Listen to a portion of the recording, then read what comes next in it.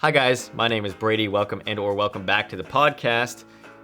This just in, it's not a podcast at all, it's a YouTube channel, but I still appreciate you being here. So diving in for this video, I need to introduce somebody very important, first and foremost, and that is my great friend, Kevin. Kevin is the most talented person I know, so nice, so kind, and we really just hit it off as friends. But you wanted it to be a 600D, and now it's too bright. He's kind of mean on set. I'm just doing what I'm told, and he kind of yells at me a lot. He got a little physical sometimes. You're a pain in the ass, and you don't get what you deserve. Kevin, Yeah? what is this? I can't get this serious. Cut! That's a wrap. So it all came about where Kevin and I were, going back and forth on the interwebs and messaging and talking about plans and potential shoots and all that fun stuff. And we were like, let's just shoot something out in LA. So of course, naturally, I would just pack my bags and head out to California with not too much planning at all. And we really wanted to put our brains together and work on some sort of tutorial or educational content for the both of us. So that's what you're looking at here. We decided to come up with a few concepts that are really helpful to learn from, moving subjects and also day and night interiors and kind of doing the same shot for a different time of day. So this video is going to be focusing on lighting the same scene with a moving subject, both for day, like kind of a golden hour sun look, and also for night as well, both of them being interiors. And I feel that there's a lot of gold in this. At least I think so. I love how it came out. So let's talk this through a little bit of the camera setup before we get into the light setup. Of course, you want to set your frame and set your exposure before you even bring any of the lights in. And that's what we did. We kind of worked back and forth as a team. There was Kevin, we had Thomas, who was in the previous, or a couple of videos back. Charles was the BTS. What does Charles want? I'll take... No, we have to wait for the video to come out and then they would make the comments. We had Billy, who was the mascot on set, and we had a lot of great ideas kind of bouncing back and forth. And then we came down to this idea of setting the frame static on sticks and following, which would be myself, the talent, from the chair at point A, turning on the record player, and then walking into the kitchen to play with the film camera. Pretty much like I would do on every given day of the week. So now we got the frame set, we got everything in place. This looks awful. Great, let's film it. We know what we were gonna do. We ran it on my Sony FX6 and we used, I believe it was a Leica R 50mm. I know for a fact it was a 50mm vintage prime. So what we're looking at here is the sun scene or the daylight interior, and there's a lot of kind of fabrication that went into the look of this shot. And I've been really loving the contrast of hard light and soft light in the same scene a lot lately. So that's kind of what I went for as some motivation for my A position, where I'm sitting on a living room sofa in the background. And our first light that I want to talk about was an Aperture 600D. And I had that with a spotlight mount outdoors. And my goal was to add in some contrast, some level, some shadow area on that back wall that you see with the shelf on it. You've got a lot of textures. So I casted it through the blinds that were already existing there. And the blinds just broke up the light. So we've got this hard light with all this texture on the back wall, and that was light one.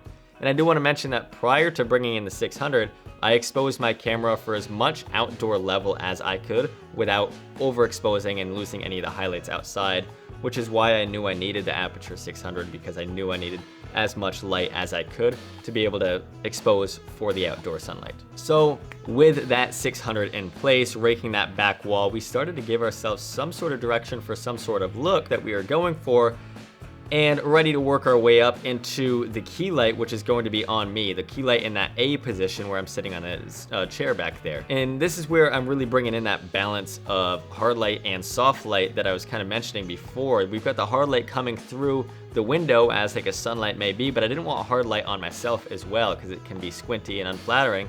So I wanted to go for a really nice, soft, almost ambient daylight look on myself. So to do that, I set up a huge cove light, and the material that I used for the cove light was unbleached muslin.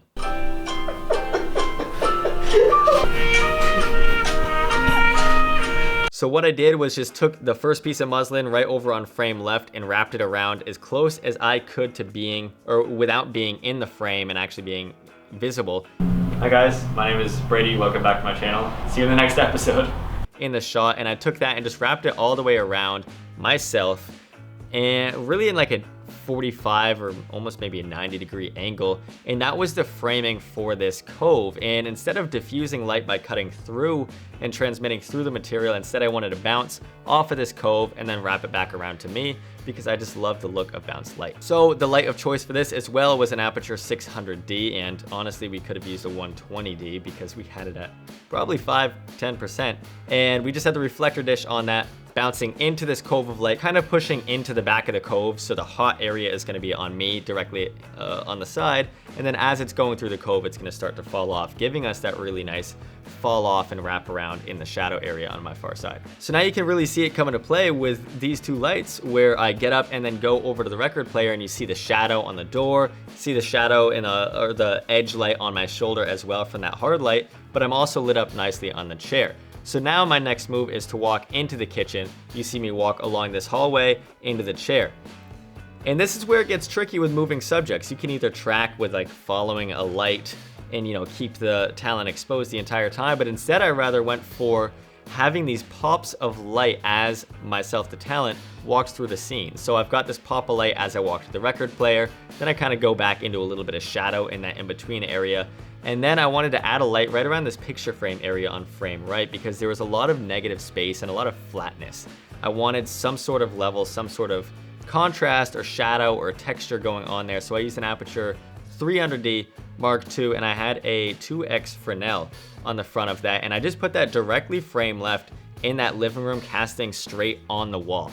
So you can see there's this hard light hitting the picture frames and creating some texture and some level. And then especially when I walk through and past that beam of light, you see it on my side profile, kind of motivated by some sunlight creeping in the house. And you also see a really cool shadow and texture being cast on the wall as well next to me. So the third light was that hard source, and I didn't mind having a hard light on me as I walked by, because it was so brief where I'm walking through that patch of light, and it's not a talking point or anywhere where the camera is going to be sitting on me. So I felt that it was pretty okay to have a hard light on me, creating that contrast between my highlight and shadow side of my body and my face. And then finally, we walk into this B location where I'm sitting down at the kitchen table, grabbing the camera and playing with the camera, enjoying my, say, sunrise or sunset, early morning or later afternoon. I believe it's called the soft hob technique is kind of what I went for, because again, this balance of hard and soft light just looks so great to me. So I used one more aperture 300D, and I set that in the kitchen, shining straight on the table, straight on me. And this was kind of my basis for the key light. I wanted it upstage, kind of coming on that far side relative to the camera, as if it may be coming from the kitchen window. And ultimately, with this light in place, I loved the contrast and the texture that I was getting across the table. I even put a plant there next to the table on frame left, just to create a little bit more texture as the hard light went through it onto the table. But then for myself, it's just, the hard light doesn't look flattering. So one more thing that I took was just a silk, it was some sort of diffusion material. I don't know if we ever figured out what it was, but it's what we had lying around, and we just rigged it up. I don't know if we had like taped it or we were running low on stands, but we rigged it up and just feathered that down to right about, you know, my neckline or shoulder line. So you've got this hard light coming up on my body, and then kind of where it counts, where a typical talent would be beautiful, instead you're just working with me. But where it counts, you've got this nice, pleasing, soft light that's really wrapping around nicely. And then just to add a little bit more contrast on that near side of the camera, I added some negative fill, just a sheet of like flexible floppy up against the wall that was black, and that really created this roll off from highlight into the shadow. So that's the daylight scene, and there are kind of a lot of lights going into it, but really it's just balancing the room tone, the level, getting the exposure right, and then also bringing in a mix of hard light for contrast. Don't be afraid to ever use hard light, even though everybody says it's ugly. It's ugly, but it can be so beautiful at the same time. And then mixing that or contrasting that with our soft light, which is mainly going to be our key light here across my face, so on and so forth. Now, what if, you know, you've got the same scene that's happening identically at night? And that's where we wanted to throw a curveball and switch some things up and see what changed as the sun set. And we came in with some night lighting. We both fell in love with this night shot. Like, we loved the daylight one, but the night one just, everything for the night scene is remaining as it was for the day scene, because we're keeping the same shot. We've still got it on the tripod. We're still panning just as we were. We still have the 50mm lens on. But now we need to do some, some different things. We can take the ND off to expose, or we don't have to expose for daylight. So we took the ND off the camera, cut that down to clear. So instead of exposing for daylight, we exposed for the practicals, and we just kind of peppered the frame with a bunch of little dim, warm practicals throughout the background and then in the kitchen as well, just to add some motivation for some warm, homey key lighting later on in this series of shots. And I guess the first light that we kind of brought in was some additional practicals, which were 3 aperture MCs that we just gaff taped to the top of that bookshelf, each layer of that bookshelf that you see in the background, just to add a little bit of interest towards it as, I'm getting up and walking to it and just seeing it in the background. So now that we've got all of these practicals in place, I wanted to work our way up with this kind of moonlight ambience, filling the room with that first. So the first light that we used was very similar to that sunlight setup that we had before, but dimmed way down. I believe this was an aperture 300D with a 2x Fresnel, I believe is what it was. And we had half strength CTB, color temperature blue, gel on the front of that. And we had it coming in through that window, raking on the same back wall, the same way it was before, creating that hard light and texture across the floor. When you see me walk up to the record player, you see a little bit of this hard light on my shoulder again, a nice pop of shadow coming across the floor into the room. But something felt weird with just this one light shining in. When you can see the sheer, you can see the window, it's completely dark. So if there's moonlight coming in that frame left window, why is that sheer completely black and no exposure? So that was our next light, which we added was an aperture 600D, again with half strength CTB to match up with that color temperature.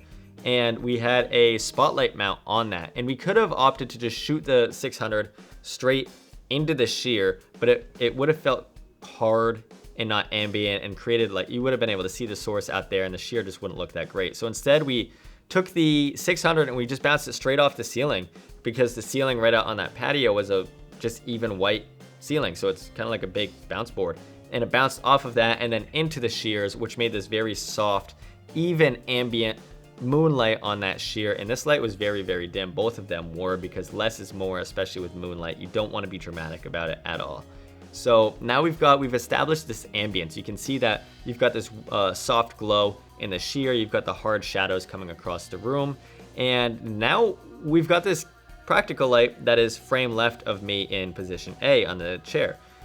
And that's a warm tungsten household lamp. So that motivated my key light on me, and we could have gone for this cove light setup that we had previously, but I wanted to maintain this cool ambience, this night feeling throughout that living room. So if we would have used a cove light, the light would have spilled everywhere and we wouldn't have been able to control it as easily. So instead I used a softbox with a grid on an aperture 600D Pro, and we had it literally at 0.1%, and we had a 3/4 strength CTO gel on it. And we had the grid on it just to keep that light soft, being on a softbox, but isolated just toward me and not spilling throughout the entire room, keeping this blue ambience this cool ambience in the living room. So now I'm getting up, I'm going to the record player, and I'm walking into the kitchen. And at first I was questioning if I need a pop of light that I'm walking through, but Kevin and I both agreed that we liked this shadow area, just this darkness that I'm cutting through, and it's totally acceptable to just be walking through darkness. You kind of see the ambience and the silhouette of my profile, but I did not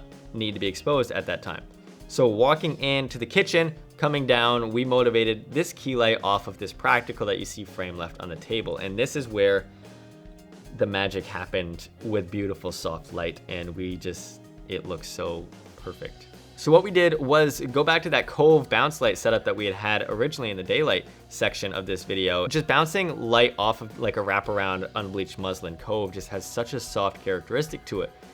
But it takes up a little bit more space, and we were in a very narrow kitchen area, so we didn't have much to work with. So what we did was took an aperture 300D Mark II and had the same 3/4 strength CTO gel on that, and we put that actually across my shoulder. So we had that here cutting across frame into the bounce onto me. To keep that light from cutting across and spilling on everything, we used an aperture 2x Fresnel just to really focus in that beam, going directly towards the muslin and then bouncing off of that and bouncing onto me, and just creating this beautiful soft wrap of light. And it just looked so nice and soft.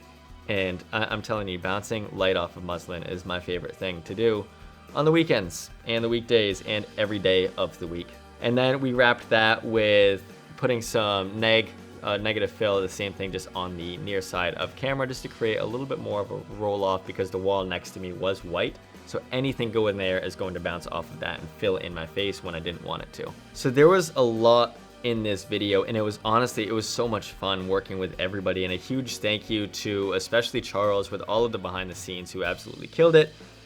Huge shout out to you, Charles, and everybody. Just it was fun. I love doing this. That's exactly the reason why, and Kevin and I were talking about it, exactly the reason why we went out there and we did that, because it's so fun having these creatives work together and everybody just put their minds together and create fun things, and it's really inspiring, and it gets the spark going again for you, especially when you're in a little creative rut. Once you're, you know, focused in and honed in on your own workflow, and you see how other people work and how other people go about things, it opens up a whole new door of creativity for you. So that wraps up this week's video. I really hope that you enjoyed it, and please go check out Kevin on his channel as well, because he will be having something where I might be on there. I don't know. I'm putting it out there. There could be something where I eventually show up on his page as well, but I don't need to blow any secrets, because I might not, but I might not. So just go check out Kevin. I'm gonna leave his link down below, and tell him I said hello for me, please. I would really appreciate that. And I will see you next week.